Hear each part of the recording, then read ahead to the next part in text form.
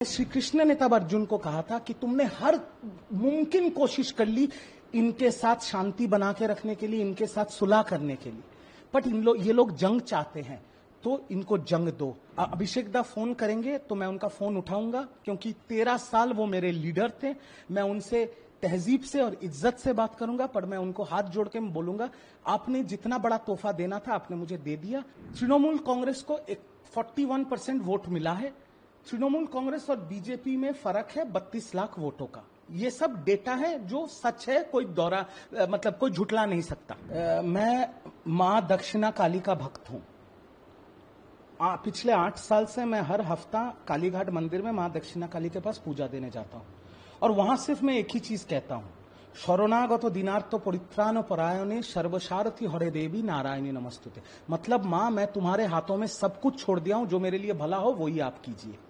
तो ये रहा पहला, जो मेरे किस्मत में उन्होंने लिख दिया है वही होगा और वो दुनिया को पता चलेगा। पर तृणमूल कांग्रेस को मैं एक चीज कहना चाहता हूं, ये भगवत गीता की कहानी है। जब अर्जुन ने अपने शस्त्र डाल दिए थे कि ये तो मेरे सामने जो है ये तो मेरे परिवार के लोग हैं, मैं इनके साथ कैसे लड़ाई करूंगा, तो भगवत गीता में श्री कृष्ण ने तब अर्जुन को कहा था कि तुमने हर मुमकिन कोशिश कर ली इनके साथ शांति बना के रखने के लिए, इनके साथ सुलह करने के लिए, बट ये लोग जंग चाहते हैं तो इनको जंग दो। You have tried, Lord Krishna told Arjun, you have tried everything to make peace with them, but they want war. Now give them war. तो इनके साथ राजनीति के मैदान में ही मुलाकात होगी। अगर अभिषेक दा फोन करते हैं, वापस बुलाते हैं, जाएंगे आप? अभिषेक दा फोन करेंगे तो मैं उनका फोन उठाऊंगा, क्योंकि 13 साल वो मेरे लीडर थे। मैं उनसे तहजीब से और इज्जत से बात करूंगा, पर मैं उनको हाथ जोड़ के बोलूंगा आपने जितना बड़ा तोहफा देना था आपने मुझे दे दिया। Thank you very much.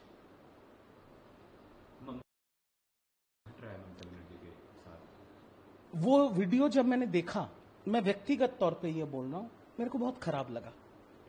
क्या ममता बनर्जी जैसी पॉलिटिशियन, 7 बार की सांसद, 4 बार की विधायक, देश की पहला महिला रेल मंत्री, पहला महिला कोयला मंत्री, पहला महिला स्पोर्ट्स मंत्री, और बंगाल की पहली महिला मुख्यमंत्री, 3 बार की मुख्यमंत्री, क्या ये उनको ये प्राप्य था? मतलब क्या ये उनका जिंदगी का मोल है? नहीं।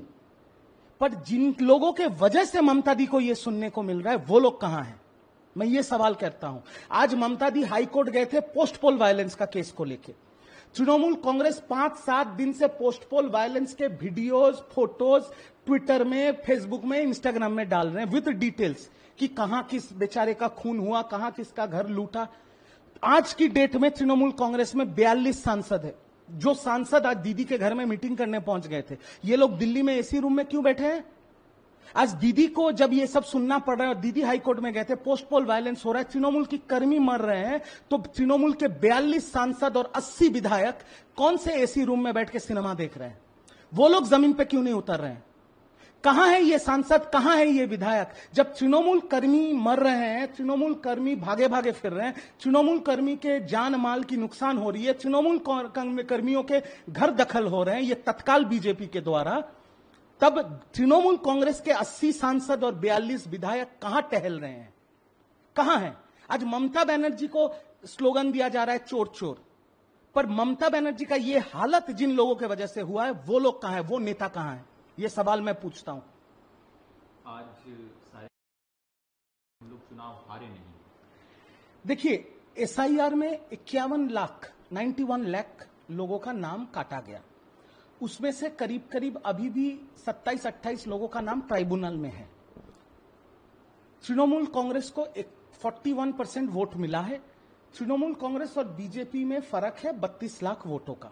ये सब डेटा है जो सच है, कोई कोई झुटला नहीं सकता।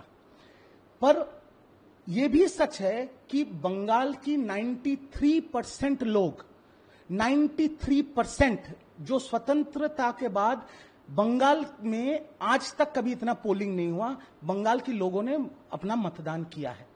मैं ऐसे लोगों को जानता हूं जो जर्मनी से, पोर्टुगल से, अमेरिका से फ्लाइट लेके आए हैं सिर्फ वोट देने के लिए।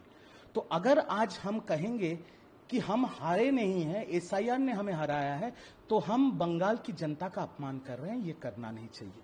बंगाल की जनता का जो राय है वो सर पे लेना चाहिए, ये मेरा, क्योंकि आज तो मैं तृणमूल नहीं हूं।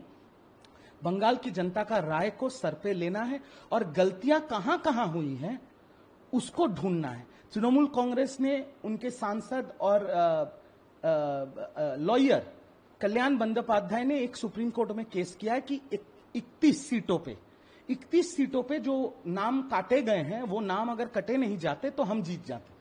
अब मेरा सवाल यह है कि कौन ये सब केस करता है भाई?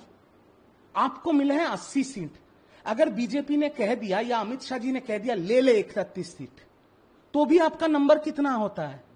111। सरकार बनाने के लिए तो 148 चाहिए।